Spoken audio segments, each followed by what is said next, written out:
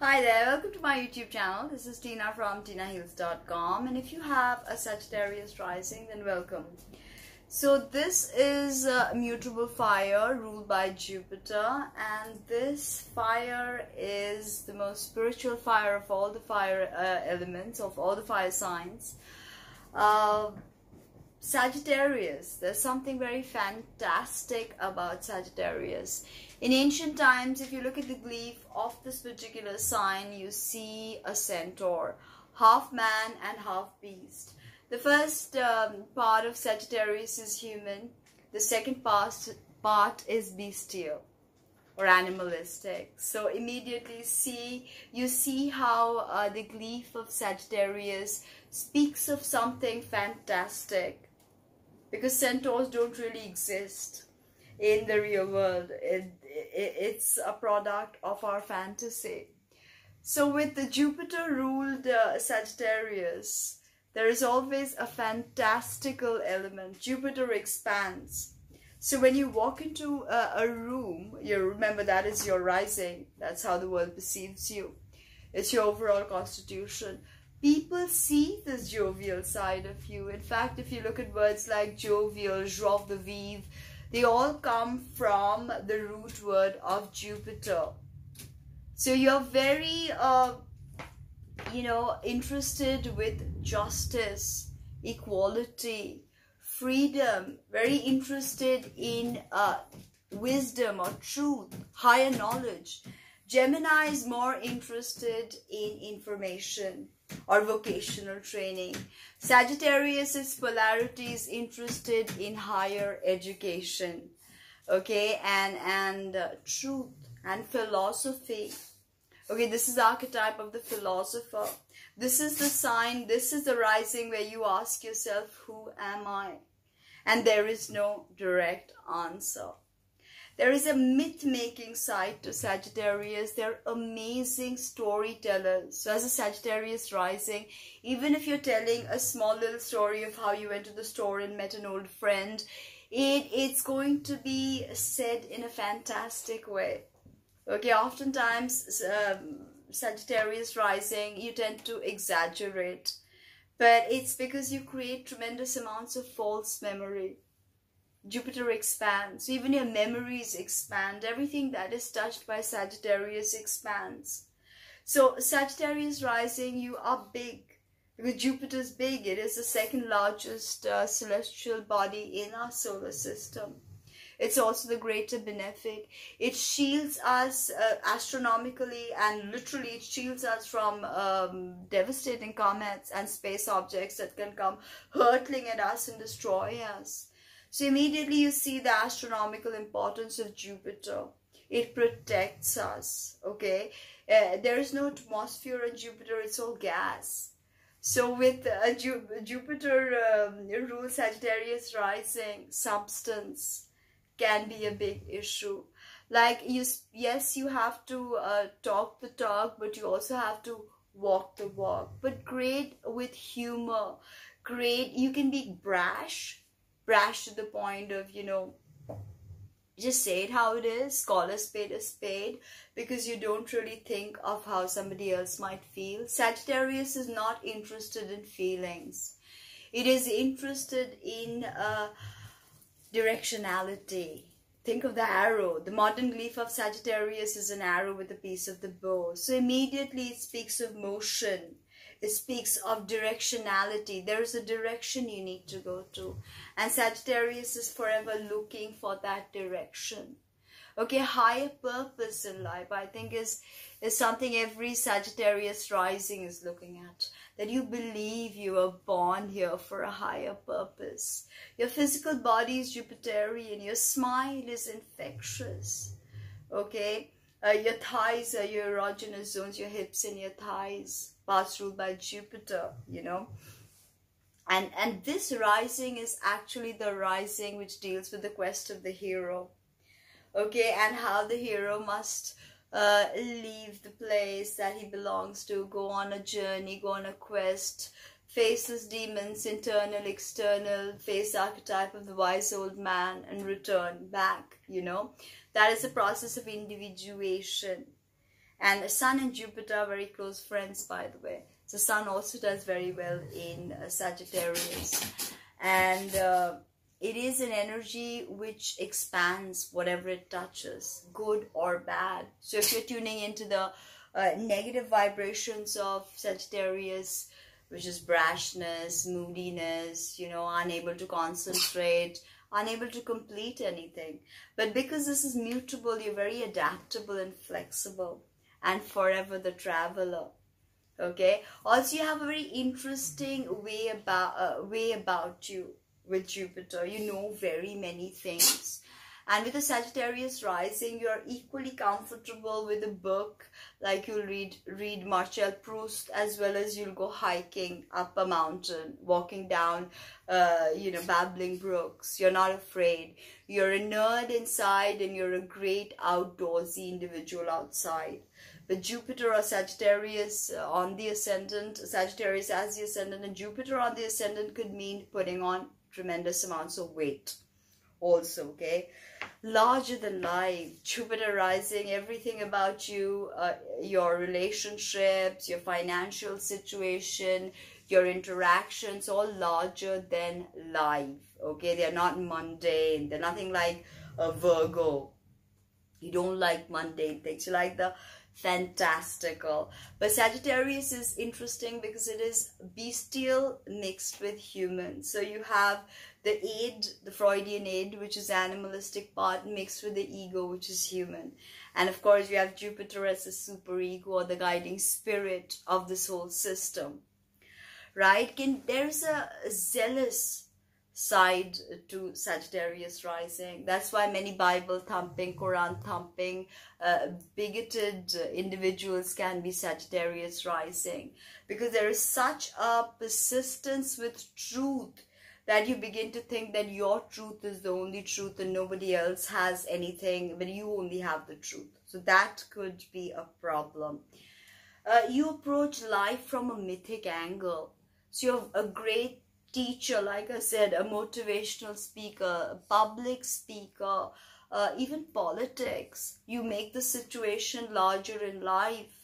You know, when you go out there, you interact with people, and there is no differentiation in the way you treat people of other religions or castes or creeds, unless you're a Bible thumping zealot or some kind of, you know, the Sagittarius gone wrong.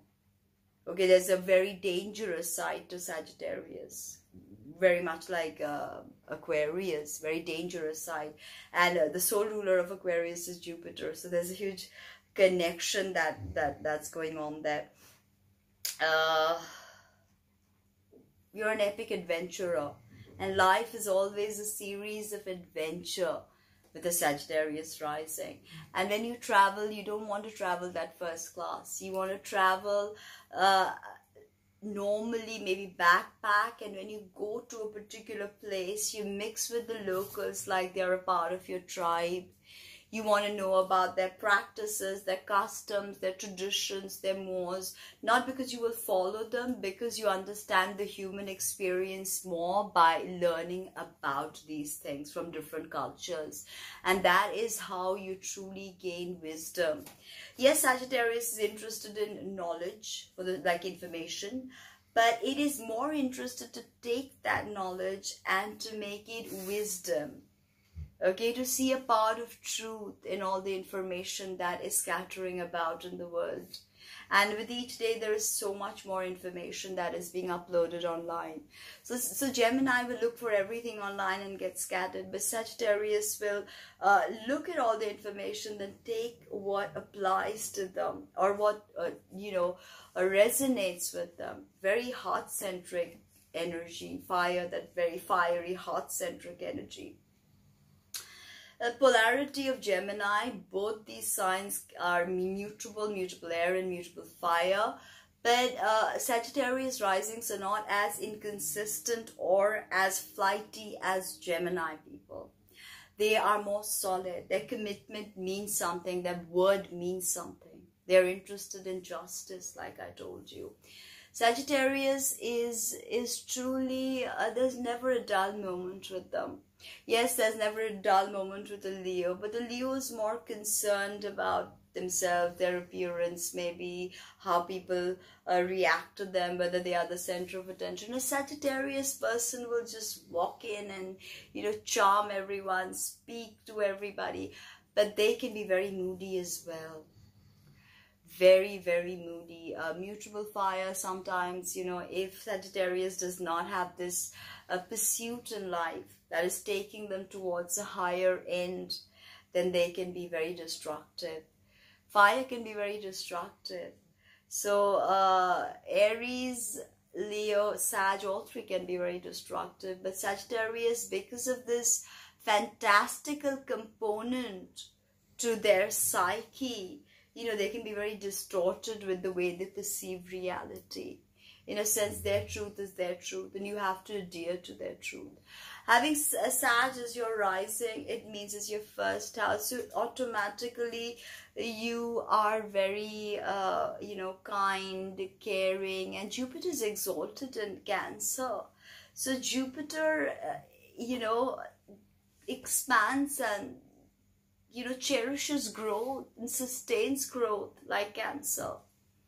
So, there's a very beautiful thing about that. And when you think of how a Sagittarius rising person earns money, it is pretty solid because it's Capricorn. And like I said, they're amazing teachers, writers. A lot of them are published writers because Sagittarius deals with higher education, even scholarly. Or no matter whatever line they're in, academic or not, they are very good with writing and getting published. Sagittarius is the 9th house of publishing, so they can get published easily. Okay, 3rd house is Aquarius. The siblings are very unconventional. It may not even be with siblings because you just don't get along with them, or they are the misfit and you are the chosen one. So there's always this weird dynamics playing out with siblings and neighborhood people. Also cannot adjust to neighborhood. Okay, short distance travel can be weird with the third house Aquarius. 4th house Pisces, family, mother may have been intoxicated or incapacitated or incarcerated in some way. Family life could be quite painful, quite traumatic for sure. Aries 5th house, so romance is very short-lived, quick come, quick go. There is no substance, no holding on to it. If a Sagittarius doesn't complete things, not great with detailing at all. Now, Taurus is the 6th house of health. So always take care of throat and thyroid, because again, with Sagittarius rising, you can put on weight. So thyroid imbalances, hormonal imbalances can see you put on tremendous amounts of weight. Okay, now 7th house is Gemini. So partnerships are never solid. They're very dualistic, very conflicted. Here, 1 minute, gone the next, come back again. There is no marriage for a Sagittarius rising, can be quite tricky. Okay, mutable air and mutable fire, quite a tricky combination. Okay, now 8th house is Cancer. So there could be an inheritance coming from the mother. There could be, of course, depending on the placement of the moon. But there could be secrets of the mother, even trauma related to this 8th house Cancer. Sometimes, sexual trauma as well. Or some form of sexual trauma your mother or your sister went through. Okay, Leo is your 9th house. So if you publish, whatever you publish will be, released with quite a flair. Or if you're teaching, the way you interact with your students, if you're teaching higher education like MA level or PhD level, you're great with your students. Amazing. I know a professor with this, and this 9th house Leo. They are superb with their students. Okay, so 10th house Virgo. Your recognition comes when you work really slow and steady and hard. Okay, Virgo is your midheaven. Now again, Virgo and Gemini is linked up, your 7th and your midheaven. So, interesting to see Mercury's placement over there, of course. And now we've had, where are we? We've had, I just forgot completely. So Virgo is your midheaven, and Libra is your 11th house of communication. So you could be having a very harmonious connections. You could be having harmonious connections online. If you're writing, you could get, you know, very well received online. 11th house is stupendously beautiful house. It is a house of blessings. Okay, so that side is open to you. And of course, your 12th house, Sagittarius, Scorpio. Scorpio, fixed water, Mars ruled, very emotionally disturbed. You could be emotionally disturbed about in your past lives, and that can come to you as dis-ease in this life. Okay, Scorpio, 12th house, and 12th house incarceration, ancestors, dreams, past lives. And Mars rules Scorpio here can be quite diabolical. It's the realm of Hades, the unconscious. So Sag can be very psychic and also tuning in from that 12th house Scorpio. Depending, of course, on the placement of Mars, you will understand the whole story of your 12th house, and Pluto also. But Pluto is not as nuanced as Mars when you're looking at rulership of Scorpio. Sorry. It's a beautiful rising. It's just amazing. So make the most of this. Now, if you have a Capricorn rising, this is cardinal Earth ruled by Saturn. Saturn ruling through a feminine Earth sign. So this is a very interesting expression, and soul ruler of Capricorn is also Saturn. So ultimately, you are, you know, here to understand mastery of the 3D. The glyph of Capricorn is the sea goat, the mountain goat, as well as the unicorn. When the Capricorn has undergone initiation, he or she becomes the unicorn. But before that, it is the sea goat. And who is exalted in the sign? Mars is exalted in the sign. So it's a very action-oriented sign. Mars in Capricorn can work very studiously under Saturn and be guided through how to handle the ropes in life. So this is a very powerful place for Mars that immediately tells you that Capricorn rising, you're warlike. Aries, Capricorn, Leo are the 3 leaders of the zodiac. And Capricorn is probably one of the most lethal because they play long-term game. Okay, now Virgo's mutable Earth. Virgo is great with detailing, but Virgo plays a short-term game. It's more little details of everyday life. But Capricorn plays a long-term game of mastery, no matter what it is. The job, the business, the career, anything, even a relationship. They're not short-term in any way. They are playing the long-term game, remember. And they will, being the archetype of the mountain goat, they will traverse and climb any mountain. They are not afraid. Tremendous courage this rising brings, of course. Methodical. Yes, Virgo is methodical, but Mars exalted Capricorn, Saturn ruled Capricorn takes methodical to a new level. If you're a Capricorn rising and you're thinking like, what the hell, why I'm not methodical, you're not tuning in, honey. You are extremely methodical. Okay, you are, even if you have a badly placed Saturn, doesn't matter. You just know about how to go about things. You just know it. Okay, very wise old soul. They say old soul, very wise old soul. Read this meme, they said that when adults say old soul to a little baby, it means the baby has no serotonin. So Capricorn rising, in a sense, cold, dry, no serotonin. No serotonin. Okay, very duty oriented, very traditional, very connected to the father. Capricorn, the father. Saturn, the father, can even be very connected to the husband. Saturn's also representative of the husband. Okay, cardinal Earth. Cardinal always initiates new things, but cardinal fire, Aries, starts new things, can't complete. Cardinal water, Cancer, starts new things, always cannot complete. Cardinal air, Libra, cannot complete. But cardinal Earth, Cap, completes what it starts. I told you long term, You play the long-term game, and not only do you want to start new things, which is awesome, you're the archetype of the boss. This is a sign that rules corporations, all hierarchies that you see. So it's very good that you are fastidious in mapping out all the details, and that's how you achieve the pinnacle of success when you climb that mountain like the mountain goat. Okay, you do. Capricorns reach the top no matter what. Okay, no matter what, even if they waste the first 32 years of their life. 29 is a Saturn return, their ascendant lord returns, but even if they're not, they are very fastidious, more so than any sign of the zodiac, okay? And great with details. And they'll map out all the details. Very good treasure hunters, actually. Capricorn, Scorpio, Virgo mix. Amazing treasure hunters. Can be very pessimistic, okay? Almost paralyzing. My mother has a moon in Capricorn. I know a very, very pessimistic energy. Like, everything is impossible. Any idea how are you going to get there? How you going to do that? Impossible. Okay?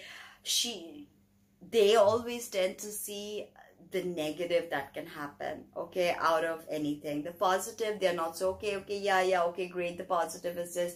But what is the negative? They will dish it out to you like no one. Yes, Virgo can be pessimistic, but Capricorn takes pessimism to another new level, methodical to another new level, okay? But very dependable, very reliable as a Cappy rising, very reliable. And interestingly, you love ancient systems. And not in the same way Taurus does. Taurus and Cancer loves vintage. But this is Saturn.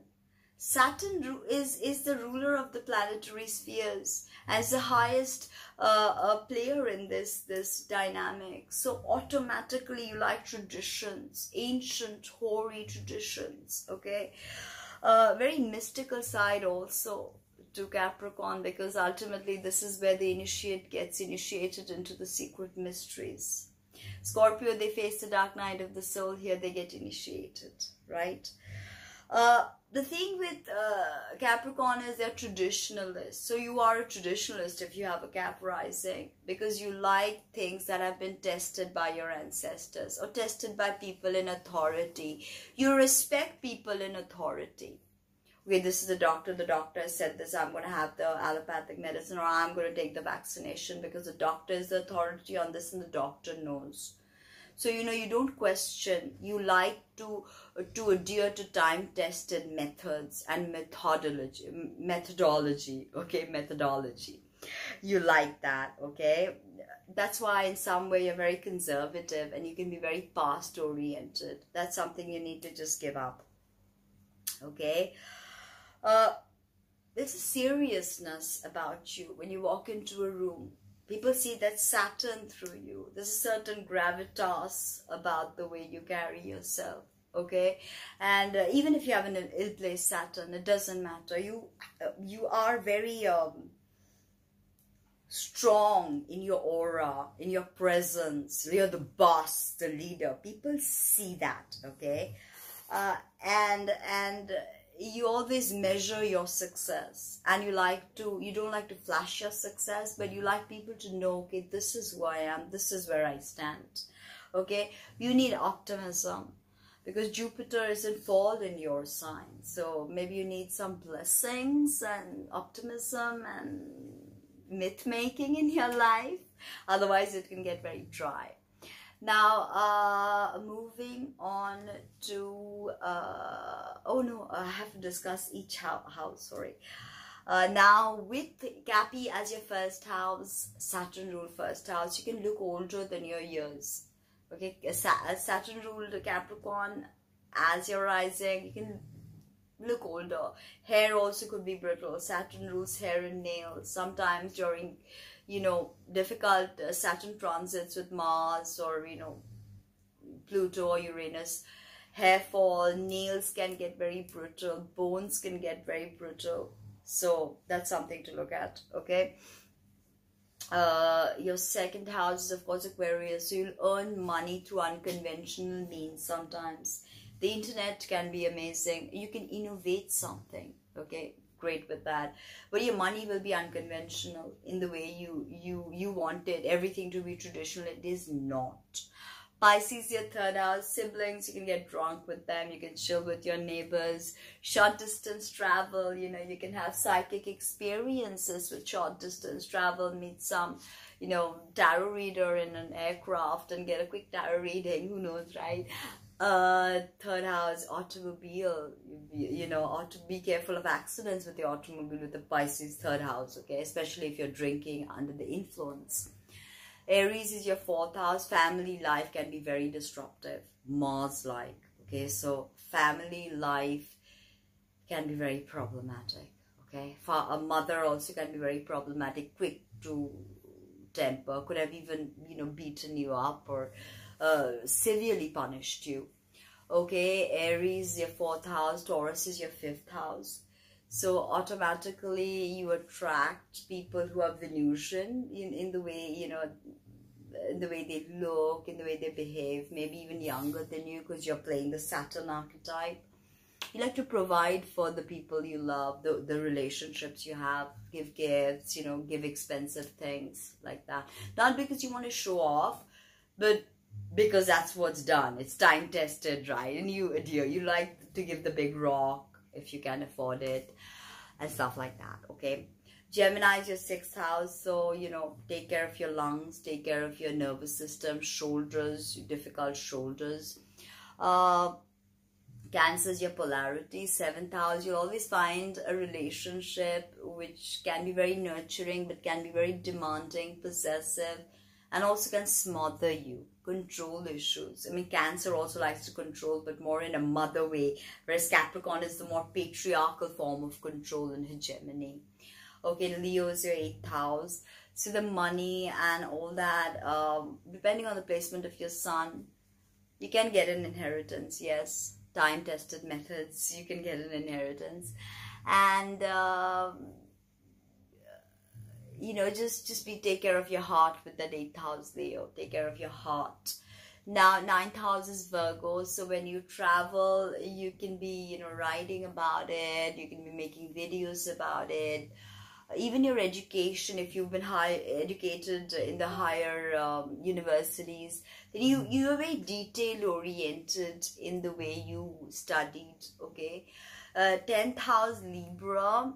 So this is where you're most recognized. So you will get a lot of recognition if you show a harmonious side, okay? Like your business is in harmony. And 10th house, Libra is Venus rule. You could do beauty business, cosmetics, banking, finances, food business. Capricorn can also have to do with food because Saturn also rules hotels. So all of that, okay?